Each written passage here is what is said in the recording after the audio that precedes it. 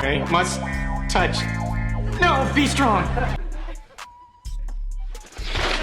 Eric, I can kick your ass. Alright, let's go. Let's go. Come on, bring it on. Come on, Steph, you want a big piece of Eric Foreman crap? Eric Foreman, played by Topher Grace, and Donna Pinciotti, played by Lauren Prepon, I love your little butt, Eric. are literal sitcom royalty from the legendary That 70's Show, and are one of the most memorable couples from television I can remember. Something about displaying real love between two inexperienced people on screen has always moved me, and I always find myself becoming a lifelong fan of these kinds of shows and movies. Some of my other favorite TV couples are The Game's Melanie and Derwin Davis, and Boy Meets World's Topanga and Corey Matthews, and I can't name that many much more because I'm a 90s kid. That's why I said Corey and Topanga and Derwin and Melanie. But to me, the relationship of Eric and Donna is the most relatable of the three, and makes you remember the great love and great pain, because you know we can't forget about that pain that awaits you when you first fall for someone. Back when adulthood was looming ahead, but your only real responsibility was to get good grades. Through Eric, we got to see what it was like for the everyday man, struggling to find himself and forge his own identity. And on top of that, we got to see Eric pushing away from his loving but overbearing and sometimes invasive mother, Kitty Foreman, while constantly seeking the validation of his father, Red, who was an active father, yet distant at the same time. And through Donna, we got to see a young woman deal with the divorce of her parents, while also forging her own path during the feminist era of the 1970s. And throughout the bullshit and ups and downs and the trauma of being in a relationship, one thing always brought Eric and Donna back together, and that's love. Me personally, all machismo and all bravado aside, all that alpha shit aside, I love love. Can't help it. I'm a 90s kid. I grew up when love was still cool to talk about and make TV and movies about. I grew up on groups like Jodeci. I grew up on LL Cool J, I Need Love, Hey Lover, that type of stuff. I'm a 90s kid. In the 90s and early 2000s, love was still a thing. And I find myself going back to old movies and shows like That 70's Show to laugh, but to also go back to a time when the writers still wrote good stories that included the theme of love, but flipped it in a comedic way that still allowed it to be relatable to all kinds of people. So here's what I did. I got extremely high over Christmas weekend last month and watched every single episode of That 70's Show that was ever made. With me now being old enough to catch all the meta jokes and innuendos about weed and fornication. I watched it straight through and got extremely high the entire time. And this is not a joke. Like 200 episodes, including season 8, which was terrible until the last episode. And I had two goals in mind.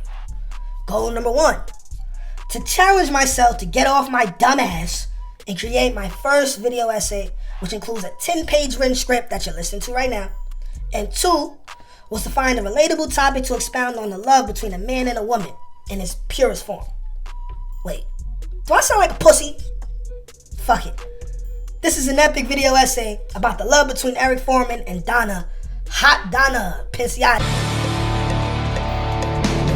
Within the first 7.5 minutes of the pilot episode, Donna lets us know twice that the skinny, awkward Foreman kid from next door already had a heart.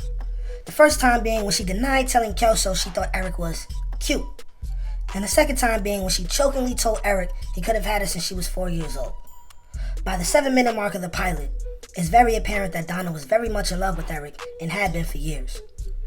It's also clear that Eric felt the same way for Donna, but clearly he wasn't sure how she felt because at the time he was 17 years old and, come on, let's be real.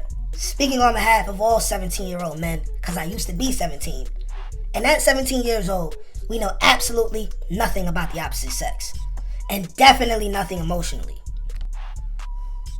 But it was very clear that Donna, the hottest redhead in television history, was deeply in love with Eric Foreman, the boy from next door. And by the way, I dare you, I double dog dare you, I challenge you to find one redhead on television, in television history, that was hotter than Donna. Hot Donna Pinciotti. You're not gonna find it. And they don't make women like Donna anymore. They probably really did stop making women like Donna in the 1970s. That 70's show gave us the dream of every man, to fall in love with the girl next door. A smoking hot, virtuous woman who would dedicate her life to you and you would her. The pilot episode perfectly displayed how much love they both had for each other, even though it hadn't been expressed up until that point. By the end of that episode, they had their first kiss. This kiss was initiated by Donna, and watching her share those moments with Eric, it's clear that she always loved Eric, and he is who she chose to be hers, even before Eric knew it himself. Okay, now, let's talk about the beginning, and let's talk about the first time Eric and Donna did it. Now, my favorite line as far as addressing doing it, I remember right before Eric and Donna did it, they cuddled for the first time, and Hyde and Kelso were making fun of Eric in the circle. And my favorite scene was when Kelso said, "You know what, Eric? I'm losing my patience with you, man. I mean, why cuddle with her when you could just do it?" You see, Foreman, doing it is it. That's why they call it it. It! Legendary Kelso line. Legendary Kelso line. And then you fast forward it maybe a couple episodes, and you got Donna's parents, Bob and Midge. They had broke up.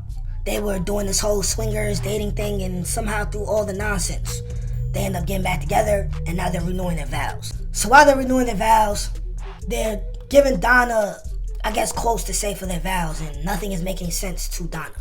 But by the time the vows get read, Donna chose to speak on her love for Eric. And the vows that she came up with for her parents were deep, pure, and they were beautiful. And then next thing you know, they end up in Eric's room, and Eric gets the draws. Poetry in motion, and what more could a 17-year-old young man ask for? But I just like how they set it up in that way where there was no guaranteed way for you to know when Don and Eric were going to do it. You just knew they were going to do it. You had the whole prom fiasco where Foreman was trying to be spontaneous, and he got a room, and they got the room, and it was a sleazy motel. There were stains on the bed sheets, and they were rodents in the bathroom. They end up not doing it. And then you have those other times where they're having a conversation, and Eric is like, "This may never happen." And Donna's like, "Yeah, it'll happen just when the time is right." And what could have been a more perfect time than for her to verbally express the love that she had for him? When you just remember the way she was looking at him, that's good acting right there. It's good acting. But let's move on to the next part. Donna's love for Eric Foreman was pure. It was deep. It was unwavering. Donna loved Eric so much and was so dedicated to him that she was willing to sacrifice her future for him. To help him get out of Red's house, she bought a trailer. And I know I'm skipping a couple parts, but I just want to mention this trailer. This trailer was the absolute shittiest trailer I've ever seen. It was small, right? But let's keep going. When Eric loved her so much, he felt he was holding her back from her future. He told her to go to school. She chose Eric Foreman over college and decided to put it off in order to stay in Point Place with him. And we all remember that scene because that's a legendary scene. What did you want to tell me? Have a safe trip. Thanks.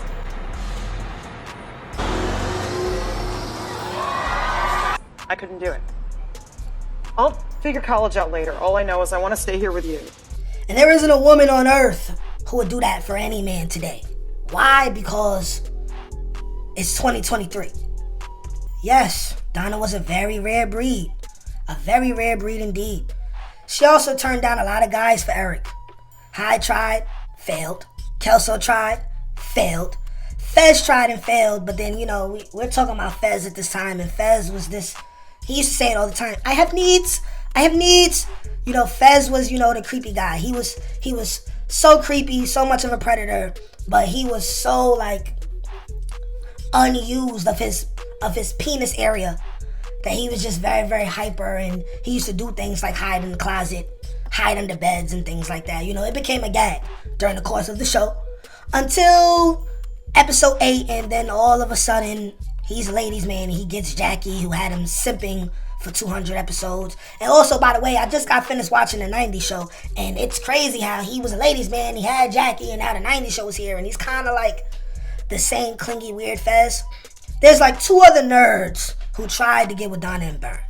Also, there was that one guy who tried to get with Donna, and Donna was acting all oblivious as if she didn't know he was trying to get with the guy. It's the same guy who they did that whole Star Wars themed episode about, and the guy's father owned the factory, and they were gonna let off Eric's father in a couple weeks or a couple months or whatever that was. Yeah, that was another guy who Donna had no interest in, I guess. But also, Eric Foreman chose to be a gangster and he kicked his ass. And, salute Foreman for that, because, Foreman he wasn't getting that many W's. So yay for Foreman. But like I was saying, Donna turned down a lot of guys for Eric. She really loved Eric for some reason. Even Casey Kelso tried to get with Donna and he failed. Well, technically, he left Donna. He broke up with Donna in front of Eric Foreman's whole entire family and in front of the whole entire Point Place, Wisconsin, because he's an asshole. And men like that, women love, even today, But I will say one thing. Watching every single season, you can tell that Casey Kelso was one person who Donna was going to give up that ass to. She almost gave up that ass. She really did. No, she really was going to give up that ass. I mean, what other reason would a 17-year-old girl have to be going to a hotel with a man who's a little bit older at night? What was the point of that? And if you ask me, Eric better be glad Hyde decided to cock by Casey at that hotel, because Donna was definitely ready to give up that ass that night. But yet and still, fate prevailed. Donna's loyalty and dedication never wavered. Okay, I want to take the time out to talk about the infamous breakup between Eric Foreman and Donna Pinciotti. We all know Donna and Eric very much in love. Eric struggling with his grades and dealing with insecurity issues. He feels to himself that Donna's too good for him. Especially the fact that every single one of his friends and his parents like to tell him all the time that Donna is too good for him. And they tell him to never get too comfortable. So what Eric does, like any other 17-year-old insecure man who's afraid his girl might leave him, he tries to lock Donna down, and in my opinion, he moves too fast, and he gives Donna this prom ring. I mean, not prom ring, he gives Donna this promise ring, okay? Donna gets weirded out by the promise ring, and she sees her whole entire life flash before her eyes. And at 17 years old, in the 1970s, even if it wasn't the 1970s, there's really nothing wrong with a 17-year-old woman feeling like she can't necessarily see her entire future with a man who is not only still in high school and still lives in his parents' house, but he's not a scholar, and as of that moment, his potential has not been shown, and nobody sees any kind of positive future for Eric Foreman at this time. So Eric pushes a little bit too much. She takes the ring off, she puts it around her neck. Eric forces her hand, she forces his hand. They break up, it's terrible, tears, and then we all know how the end of season 4 went in the beginning of season 5 when they got back together. And then they ended up with another ring anyway, and they ended up engaged. The point I want to make is that regardless of any doubts Donna might have had, that may have been one of 2 minor doubts she ever had. While Eric was always the one who was in doubt. He was always the one who felt like he could lose his woman. This is why he did the cool things like punch other guys in the face and question guys. And he told Casey Kelso that if he made Donna cry, he was going to kick his ass. Even though Eric wouldn't have won that fight, I do believe he would have punched Casey Kelso in the face, at least, and got his ass kicked. But he still would have let his nuts hang for that one situation. But the point is, Donna never left Eric. It is Eric who left Donna not once, but twice. Now, why did Donna rise so hard for love? Let's get into the psyche of Donna Pinciotti. Growing up in the 1970s was a very progressive time for women. Women were trying new things, including swingers clubs, like Donna's parents, Bob and Midge. And it's safe to say Donna was very disturbed. And in the world of misogynistic men and loose love, Eric Foreman was always there to keep her grounded and give her a good pounding from time to time. Y'all know what that is. They were doing it. Her love of Eric Foreman was the only true love she ever known. Also, Eric's parents gave her something to believe in. They showed her it was possible to truly go the distance. So now the question is, what attracted Donna to Eric in the first place? Although Eric wasn't the typical prototype of a 1970s alpha male, manly man, although he was quite girly at times, I think he was just very different from all the men in that time period. Not only did they start out as friends and then build a bond, but Eric was kind, sensitive, compassionate, a gentleman 95% of the time, and really valued Donna for her mind and her heart.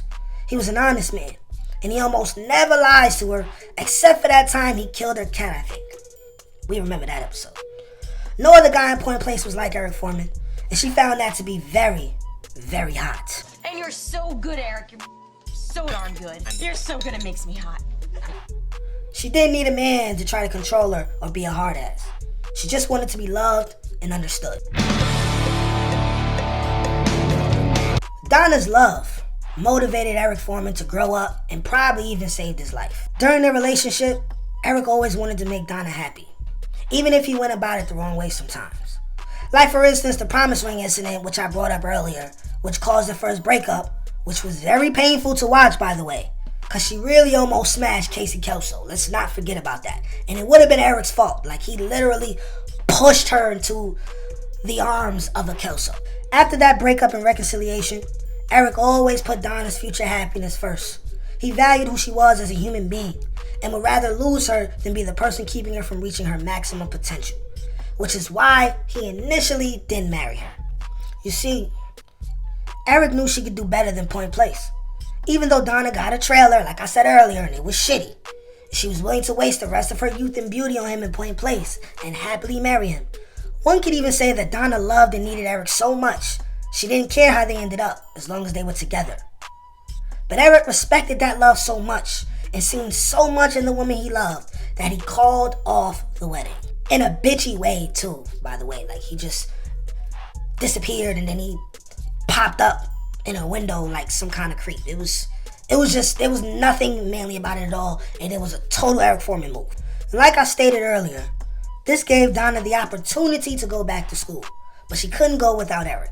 So she stayed with Eric while he took a year off and did absolutely nothing so he could quote unquote find himself and figure out what he wanted to do. And so Eric and Donna spent the whole year having a whole lot of hot teenage sex. You remember those days, right? Hot teenage sex right before the pregnancy scares come and all of that. Okay, I'm relating this to myself, so let me keep it moving.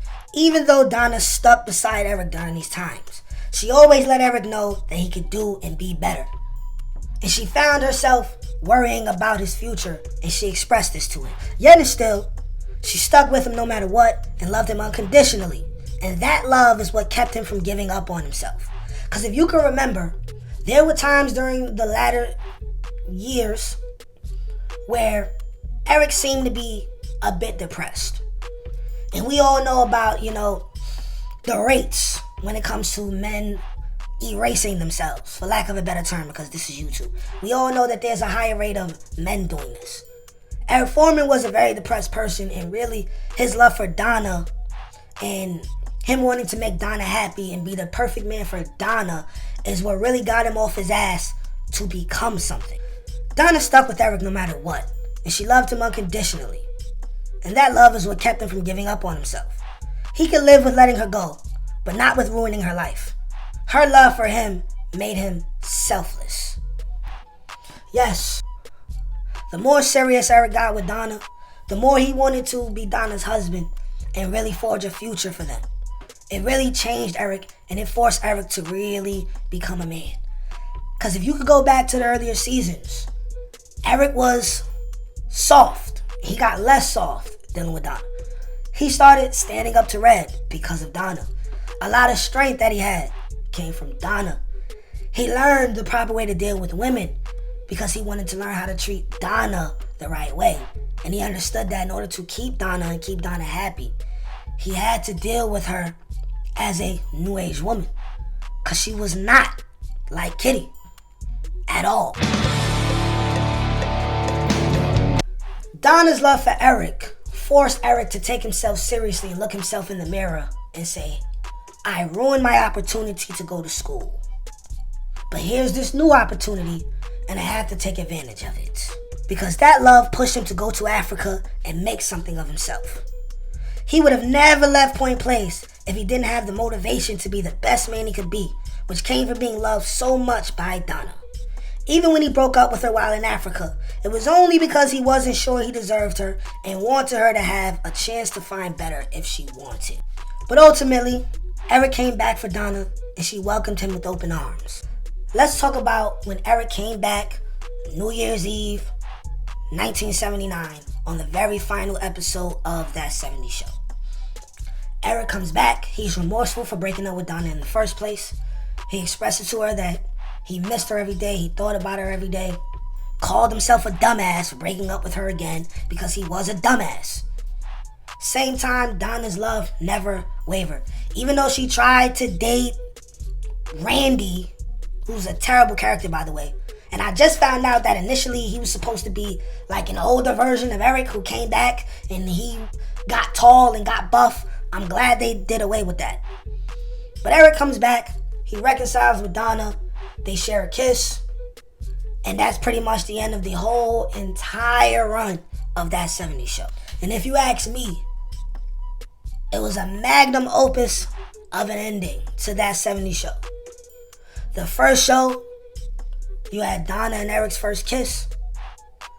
The last episode, you have Donna and Eric exchange a kiss, reuniting each other. And as someone who was extremely high watching this, and someone who loves love, I couldn't help but be very, very happy for these two fictional but very, very relatable characters. Because for once, love won again in a world where love loses so much. It was just something that was beautiful to see. Unfortunately, we live in a very toxic world, but there's still a lot of love out here, even in the real world. And Donna's love for Eric was pure, and it was beautiful. Thanks for watching. Alright, y'all, that concludes my very first video essay. This is actually the second time I had to do this. I edited up the whole first time and deleted it by mistake, so then I woke up, watched That 90's Show, and then I got motivated to do this again. So here I am again, and I hope you like it. Let me know what you think of this. I have a couple other ideas for different episodes of That 70's Show. Y'all let me know if y'all want more videos like this. Like, share, comment, subscribe. Peace.